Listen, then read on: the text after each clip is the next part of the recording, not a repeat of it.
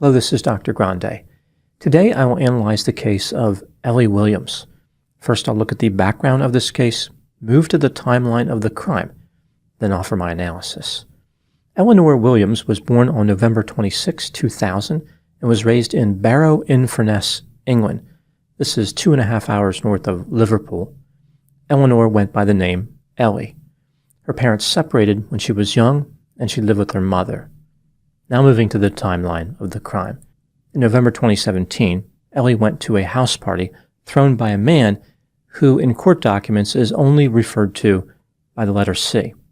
While at C's residence, she consumed alcohol and marijuana and became sick. C, as well as other people at the party, called Ellie's mother to pick her up.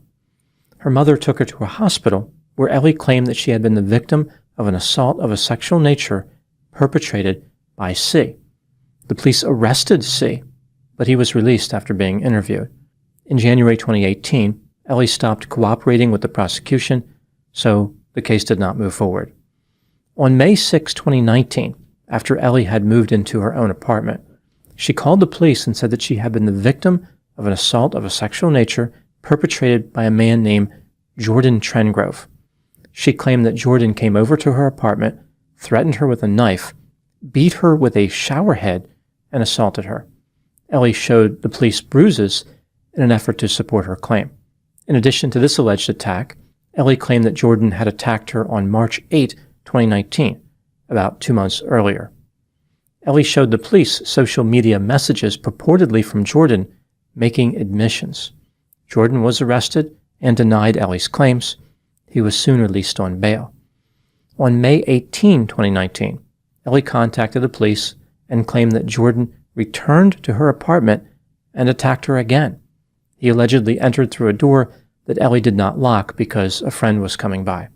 Jordan was once again arrested and continued to deny any wrongdoing. This time, he remained in jail. In June 2019, Ellie was reported missing several times. Each time when the police found her, she was under the effects of drugs or alcohol and had bruises on her body. The police were concerned about her well-being. On June 18, Ellie made allegations about a man named Mohammed Ramzan, who she referred to as Rami. She stated that, several years earlier, she worked at an Indian restaurant owned by Rami. She accused Rami of conducting an assault of a sexual nature against her, as well as arranging for other men to do the same thing. Ellie claimed that Rami took her to parties where there were mostly Asian men. These men had sex with her. Ellie didn't have a choice because she was under the threat of death. According to Ellie, she wasn't the only victim. She supplied the police with the names of 60 girls who were allegedly taken to these parties as well. Ellie had some claims involving international travel.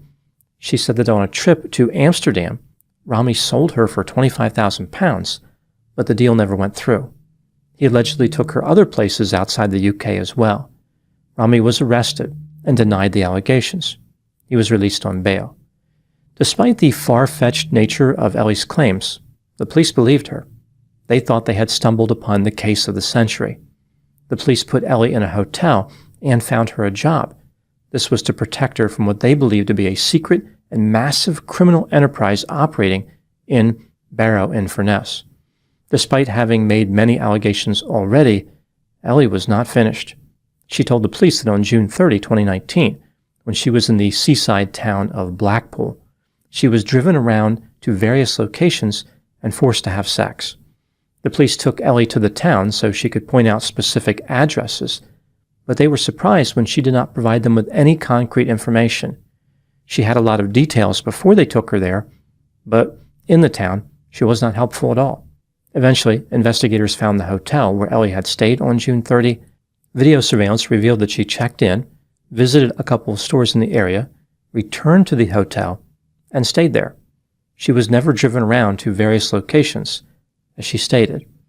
Officers decided to follow up on those 60 girls who Ellie claimed were victims of Rami. As it turns out, none of the girls were victims.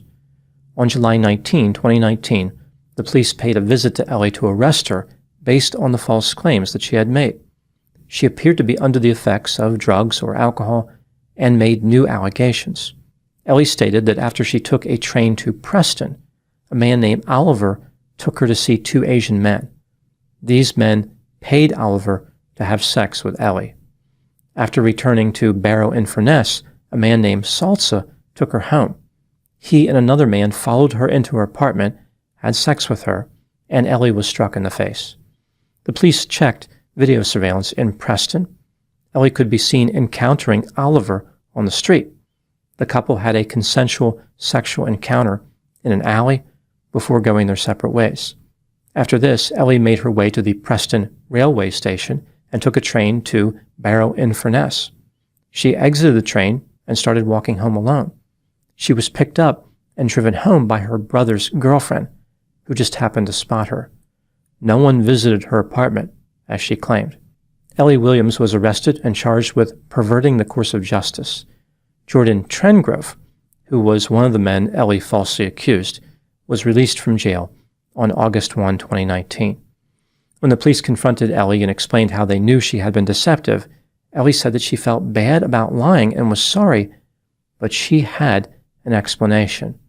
The people who had offended against her discovered that she had been talking to the police and told her to supply the police with false information. These lies didn't come from Ellie. She was forced to lie by mysterious and non-existent perpetrators. After delivering this nonsensical story, Ellie was released on bail. On May 19, 2020, Ellie's mother contacted the police and said Ellie was missing. The police found Ellie in a nearby field at 10:49 p.m. One of her eyes was swollen and there was a cut on her finger. Not surprisingly, Ellie had a story about how she was attacked. She claimed that she had been picked up in a motor vehicle and taken to a house occupied by 10 Asian men. Many of these men conducted an assault of a sexual nature against her. Ellie was transported to a hospital. On the next day, she was arrested for violating the conditions of her bail. A few days later, the police discovered a hammer with Ellie's blood on it in the field where she was found. Only her DNA was on the hammer. The police believe that Ellie used the hammer to cause her injuries. In October 2022, Ellie went to trial. She was convicted of 9 counts of perverting the course of justice. In March 2023, Ellie was sentenced to 8.5 years in prison. She will be eligible for parole on February 12, 2027. Now moving to my analysis. Here are my thoughts on a few areas that stood out to me in this case. Item number 1. All of the men who Ellie had accused were cleared of any wrongdoing. Every story she told was a lie. None of the men had anything to do with harming Ellie. The consequences of Ellie's treachery were devastating to these men. The man identified as C in court documents said it was the worst experience of his life and he would never recover. Jordan had been the target of harassment, became isolated, lost his self-confidence, and could not work. Rami was also a target of harassment. His rental property and his vehicle were vandalized. His businesses failed. He had difficulty sleeping and suffered from anxiety. Ellie had specifically mentioned Asian men a few times in her false accusations. This led to many Asian men in the community being harassed. Item number 2. How was Ellie able to be so convincing to the police? How was she able to get innocent men arrested? Here is the strategy that Ellie used to manipulate the police. On social media, Ellie made contact with various men and encouraged them to send sexually charged messages to her. She wanted them to be as raunchy as possible. In her cell phone, Ellie changed the contact information for those men to the men who she was falsely accusing. This made it seem like she was receiving explicit messages from the alleged offenders. When Ellie was being interviewed by the police, she showed them her phone as messages poured in. Ellie also created fake social media accounts in the names of the men she was accusing. Using these accounts, Ellie pretended the men sent her confessions to the alleged offenses. Ellie was a dedicated storyteller. She supplied the police with a lot of false information, describing horrible events with a high level of detail. There was so much detail, the police did not initially believe that Ellie could have made everything up. For some of the allegations, Ellie showed the police bruises and other injuries. Officers doubted that Ellie would have done this to herself, especially because there was no clear upside for her. It wasn't like she was getting money from making these claims. The last part of Ellie's plan involved tapping into the gullibility and sensation-seeking nature of the police. Ellie probably looked up recent stories about serious crimes, which helped her to add details to her lies. She realized how the police are attracted to major crimes, especially those involving vast conspiracies. The way she constructed her narrative was irresistible to investigators. It involved multiple bad actors working together, international intrigue, and brutal offenses. Officers became convinced that they had uncovered an evil conspiracy operating in Barrow and Furness. Perhaps they had dreams of fame, like they would be responsible for cracking the big case. This brings me to item number 3. There is no question that Ellie was responsible for harming innocent men. She repeatedly told lies designed to make them suffer. At the same time, however, one could argue that the police bear a lot of responsibility in this case. They gave a tremendous amount of weight to Ellie's statements when they should have been much more skeptical. When officers involved in the case talk about it in interviews, it seems as though their perceptions are a bit distorted. They let themselves off the hook completely, almost like Ellie was a master criminal whose levels of intelligence and competence far exceeded that of the police. They had no chance against her. She was like Lex Luthor. Ellie was always 10 steps ahead of them. She had complete control over the behavior. Their free will was gone. Ellie supplied details in her stories, showed the police bruises, and presented social media posts with confessions. What could the police possibly do in the face of such overwhelming evidence? Well, as it turns out, there's a lot they could have done. It was actually pretty obvious Ellie was lying. Here are a few examples. When Ellie accused Jordan, she used a fake Snapchat account to pretend as though he had made admissions to her. As it turns out, this Snapchat account was created using an IP address associated with Ellie's residence. If the police had only bothered to check, they would have known that Jordan was innocent. When Ellie was accusing Rami of running a massive criminal enterprise, she mentioned 60 girls who allegedly attended parties. The police did not check this story out until later. As I mentioned, they found out that none of those girls were victims. A better tactic would have been to check this before arresting anyone. The most astounding mistake made by the police was their failure to recognize how improbable Ellie's accusations were. What are the chances that one person would be victimized by so many people who were unconnected to each other? Furthermore, she was always allegedly victimized in the same way. It was like Ellie was being attacked all the time. In her apartment, on the street, she wasn't safe anywhere.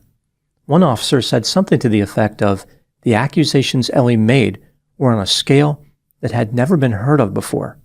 If he had just thought about his own statement for a little bit longer, maybe he would have uncovered the truth. If a claim is on a scale that has never been heard of before, maybe that's because the claim is not true. These police officers had no understanding of statistics and probability. They were so gullible that if Ellie had accused them of attacking her, they would have believed her. I could picture an officer saying, well, she has a bruise. I guess I must be guilty. Even when officers figured out that Ellie had been deceptive, some of them still found a way to make her the victim. They wondered if she may have been lying to cover up some truth, a truth about an evil conspiracy. Again, they were buying into these giant conspiracy theories. Investigators simply couldn't let it go. In my opinion, the officers who arrested the innocent people in this case should have been held accountable. There is no excuse for their behavior. Ellie was less like Lex Luthor and more like Dr. Evil. She told these officers what they needed to believe and exposed their lack of critical thinking skills.